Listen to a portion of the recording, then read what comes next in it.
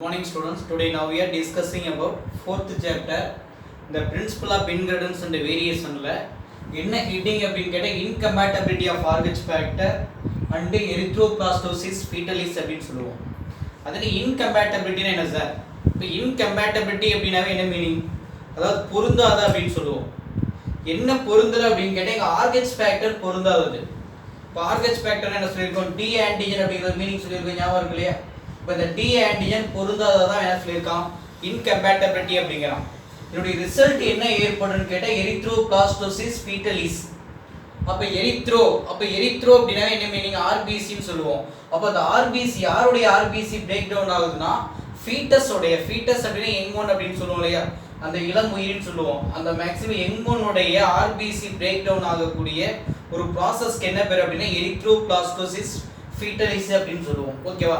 யாருடைய ரிசல்ட் அப்படினா இதனுடைய ரிசல்ட் தான் erythroplastosis fetalis அப்படினு சொல்லுவோம். சரி, ஓகே. இப்போ வந்து பாத்தீங்க அப்படினு கேட்டா இப்போ இது incompatibility of RH factor அப்படினு சொல்லுவோம்ல, இது ஒரு great significance அப்படிங்கறோம். சரி, எதுக்கு சார் great significance?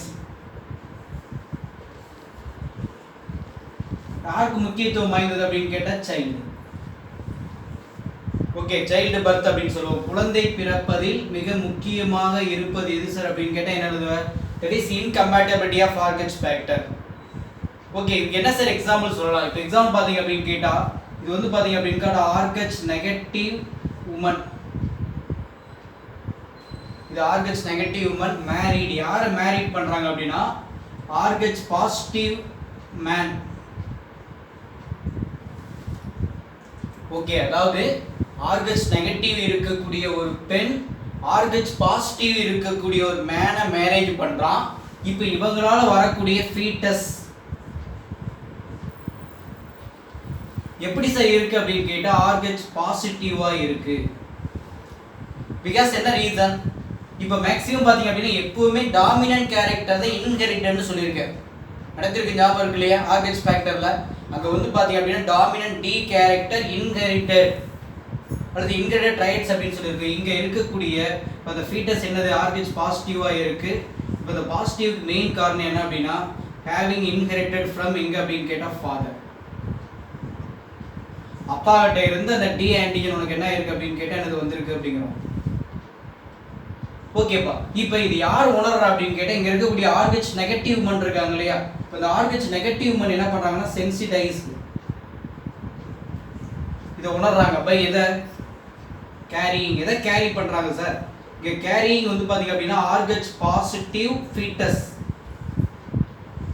இன் எங்க சார் அப்படினு கேட்டா என்னது? Within your body. அவங்க பாடியில வந்து சுமக்கிறத அவங்க என்ன பண்றாங்க? உணர்றாங்க. இப்போ due to damage of blood vessel, இங்க blood vessel உங்களுக்கு என்ன ஆயிடுச்சு அப்படினா டேமேஜ் ஆயிடுச்சு. டூரிங் எப்ப? சைல்டு பர்த்ல குழந்தை பிறக்கும் போது உனக்கு என்ன ஆயிடுச்சு அப்படினா blood vessel டேமேஜ் ஆயிடுச்சு.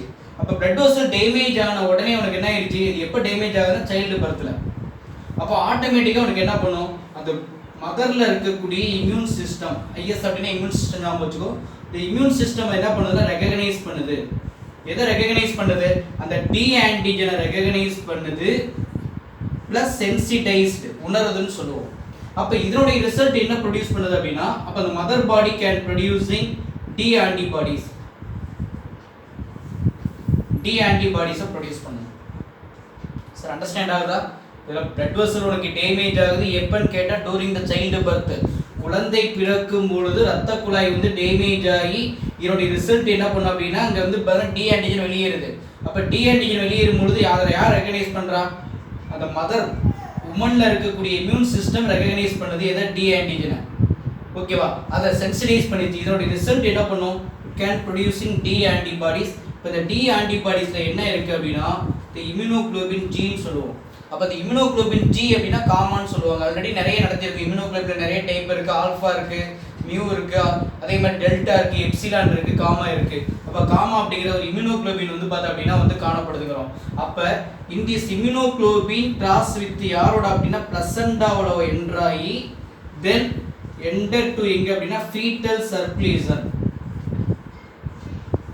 எங்க என்ட்ராகுது? ஃபீட்டல் சர்க்குலேஷன்ல என்ட்ராகும். அப்ப ஃபீட்டல் சர்க்குலேஷன்ல என்ட்ராகி ஓகே பாதிப்பை ஏற்படுத்துறதுக்குள்ள அப்ப அட் திஸ் டைம்ல அப்ப அந்த ஃபீமேல் அதாவது ரெகக்னைஸ் பண்றது எதை இந்த டி ஆன்டிஜனை ரெகக்னைஸ் பண்றது சென்சிடைஸ் பண்ணி இந்த ஆன்டிபாடியை ப்ரொடியூஸ் பண்றதுக்குள்ள சைல்டு என்ன ஆயிரும் டெலிவர் ஆயிரும் குழந்தை பிறந்துரும் அப்ப குழந்தை பிறந்துருச்சு அப்படின்னா உனக்கு என்ன தேவையில்லை எந்த பாதிப்பும் இருக்காது ஏன்னா ஆன்டிபாடி ப்ரொடியூஸ் ஆனாலும் யாருக்கு எந்த பாதிப்பும் இல்லை ஓகேவா அப்ப உனக்கு என்ன ஆயிடுச்சு இந்த ஃபர்ஸ்ட் டெலிவரியில வந்து பார்த்தா அப்படின்னா cannot affected in this mother அப்ப இந்த மதர் என்ன பண்ணல அப்படின்னு கேட்டா அஃபெக்ட் ஆகல பாதிப்பு அடையல இதே same lady same mother okay இந்த second time carry the RH positive child அதே லேடி ஓகே செகண்ட் டைம் இந்த RH பாசிட்டிவ் ஃபீட்டஸ் கேரி பண்ணும் பொழுது அப்ப the mother's blood can producing antibodies in this antibody enter to the fetal circulation through placenta then breakdown of RBC யாருடைய RBC fetal RBC அப்ப அந்த fetal RBC அதுக்கு என்ன பேர் அப்படிங்கறாம் ஹீமோலைட்டிக் ரிசல்ட் ஹீமோலைட்டிக் அனீமியா ன்னு உருவாகலாம் அல்லது ஹீமோலைட்டிக் ஜாண்டிஸ் மஞ்சக்காமலை உருவாகலாம்ங்கறாம் அப்படி இல்ல அப்படினு கேட்டா தட் இஸ் அந்த எரித்ரோபிளாஸ்டோசிஸ் ஃபீட்டலிஸ் அப்படிங்கற ஒரு டிசீஸ் ஃபார்ம் ஆகலாம் அப்படி இல்ல அப்படினு கேட்டா அதாவது ஹீமோலைட்டிக் டிசீஸ் வந்து பாத்தீங்க அப்படினா அது நியூ பார்ன் சைல்டு அப்படினு சொல்லுவோம் அப்ப இது மாதிரியான நோய்கள் ஏற்படலாம் ஃபர்ஸ்ட் பேராகிராஃப் அண்டர்ஸ்டாண்ட் ஆயிருக்கும் செகண்ட் பேராகிராஃப் பாத்தீங்க அப்படினு கேட்டா நல்லா அண்டர்ஸ்டாண்ட் பண்ணுமா அதாவது ஃபர்ஸ்ட் டெலிவரியில but in this woman cannot affected எந்த ஒரு பாதிப்பும் ஏற்படல அதே woman to carry the second time எத positive fetus அப்ப in this time the woman to produce எதை சார் அப்படினு கேட்டா டி ஆன்டிபாடிஸ் ஓகே இப்போ இந்த ஆன்டிபாடிஸ் எங்க என்டர் ஆகுது fetal circulationல என்டர் ஆகலாம் through எது வழியா பிளசண்டா வழியா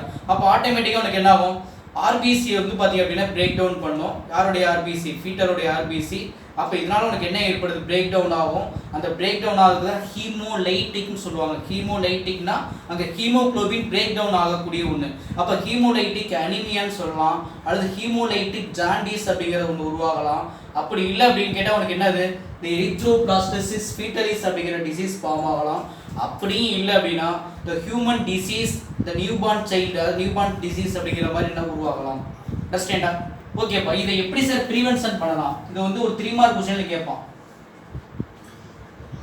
பிரிவென்ஷன் ஆஃப் என்னன்னு கேட்டா erythroplastosis fetalis அப்படினு சொல்லுவோம் பிரிவென்ஷன் ஆஃப் இது பாத்தீங்க அப்படினா பிரிவென்ஷன் ஆஃப் erythroplastosis fetalis அப்படினு சொல்லுவோம் அல்லது incompatibility of RH factor suppose incompatibility இப்போ எக்ஸாம்பிள் பாத்தீங்க அப்படினா அதே same the RH positive woman எதை கேரி பண்றாங்க அப்படினா RH பாசிட்டிவ் ஃபீட்டஸை கேரி பண்றாங்க இப்போ இந்த RH பாசிட்டிவ் ஃபீட்டஸ் கேரி பண்ணும் பொழுது உடனே நம்ம என்ன பண்ணனும்னா இம்யூனைசேஷன் கொடுக்கணும் அட்மினிஸ்ட்ரிங் வேக்சின் என்ன வேக்சின் அப்படினு கேட்டா the anti-D antibodies யாருக்கு அப்படினு கேட்டா to mother எப்ப சார் அப்படினா at the time of 28th week and 34th week 28 வாரத்துல இருந்து 34 வாரத்துக்குள்ள நம்ம என்ன கொடுக்கணும் அப்படினா அட்மினிஸ்ட்ரிங் கொடுக்கணும் அதாவது வேக்சினேஷன் கொடுக்கணும்ங்கறாம் என்ன வேக்சின் அப்படினு கேட்டா இந்த ஆன்டி டி ஆன்டிபாடிஸ் அப்படிங்கற ஒரு வேக்சினை யாரு கொடுக்கணும்ங்கறானோ மதருக்கு ஓகேவா இது ஒரு மெத்தட் ரெண்டாவது இப்ப அதே same RH negative woman carry the RH positive fetus okay immediately வந்து பாத்தீங்க அப்படியே டெலிவரி ஆயிடுச்சு டெலிவரி ஆன உடனே இமிடியேட்டா to give or immunisation or administering எதை அப்படின்னு கேட்டா அதே சேம் ஆன்டி ஆன்டிபாடிஸ் ரெண்டு விதமா கொடுக்குறோம் ஃபர்ஸ்ட் மெத்தட் என்னன்னு கேட்டா RH negative woman carry the RH positive fetus in her body அப்ப in this condition to administering vaccine anti-D antibodies to the mother at the வந்து பாத்தீங்க அப்படினா week of 28th to 34th weekல கொடுக்கிறோம் இது ஒரு method இது before delivery then next another method பாத்தீங்க அப்படினா அதே same RH negative woman to carry the RH positive fetus in her body okay after delivery immediately to give எது sir அப்படினா administering anti-D antibodies okay இப்போ நம்ம D antibodies கொடுத்துட்டோம் என்ன sir நடக்கும், அதர்ஸ் பாடியில் என்ன நடக்கும். இப்போ டி ஆன்டிபாடிஸ் உள்ளே போன உடனே என்ன ஆகுது அப்படின்னா that is developing passive immunity. கற்றுருக்கோம் இம்யூனிட்டி, நோய் தடைக்காப்பு திறன் சொல்லியிருக்கோம் இல்லையா, ஆக்டிவ் பேசிவ். இப்போ பேசிவ் இம்யூனிட்டி ஆட்டோமேட்டிக்காக டெவலப் ஆகுது. பேசிவ் இம்யூனிட்டி டெவலப் ஆன உடனே என்ன பண்ணும் அப்படின்னா to prevention of the antibodies in mother's blood. Okay, அவங்களுடைய வயிற்றுல அவங்களுடைய பிளாஸ்மாவில் பிளட்டில் வந்து டி ஆன்டிபாடிஸ் உருவாவது என்ன பண்ணும், தடுத்து நிறுத்தப்படும். இது எப்போ சார் அப்படின்னா பிஃபோர் என்டரிங் ஃபார் என்னன்னு கேட்டால் என்னது தி எரித்ரோபிளாஸ்டிஸ், அல்லது பிஃபோர் என்டரிங் ஃபார் எங்கன்னு கேட்டால் ஃபீட்டல் சர்க்குலேஷன். ஃபீட்டல் சர்க்குலேஷன் போகிறதுக்கு முன்னாலே என்ன பண்ணும், தி டி ஆன்டிபாடிஸ் உற்பத்தி ஆகிறது தடுத்து நிறுத்தும். இது எப்போல்லாம் யூஸ் பண்ணணும்னா எவரி ப்ரெக்னன்சி, எப்பப்பெல்லாம் வந்து பார்த்தா அவங்க ப்ரெக்னன்சி அட்டன் பண்ணுறாங்களோ அந்த டைமில் இதை சார் இன்ஜெக்ஷன் பண்ணணும் அப்படின்னு கேட்டால் இந்த டி ஆன்டிபாடிஸ் கொடுக்குறாங்க. அப்போ 3 பாயிண்ட்டு ஆர்ஹெச் நெகட்டிவ் ஞாபகம் வச்சுக்கோ. இது இமீடியட்டாக கொடுக்கறது, இது பிஃபோர் டெலிவரி முன்னாடி கொடுக்கறது. அடுத்தது வந்து பார்த்தா அப்படின்னா இம்யூனிட்டி டெவலப் ஆகிறது. இது ஒரு பாயிண்ட் ஞாபகம் வச்சுங்க. இதில் வந்து பார்த்தீங்க அப்படின்னு கேட்டால் இந்த இன்கம்பேட்டபிலிட்டி ஆஃப் ஆர்ஹெச் ஃபேக்டர், இதில் எரித்ரோபிளாஸ்டிஸ் ஃபீட்டலிஸ் அப்படிங்கிற ஒரு question 2 mark question 3 mark question ரிப்பீட்டடாக கேட்டுட்டு இருக்கான். இதையும் பார்த்துங்க. ஓகே, இதுதான் இன்னைக்கு ஹோம்ஒர்க். Okay, thank you.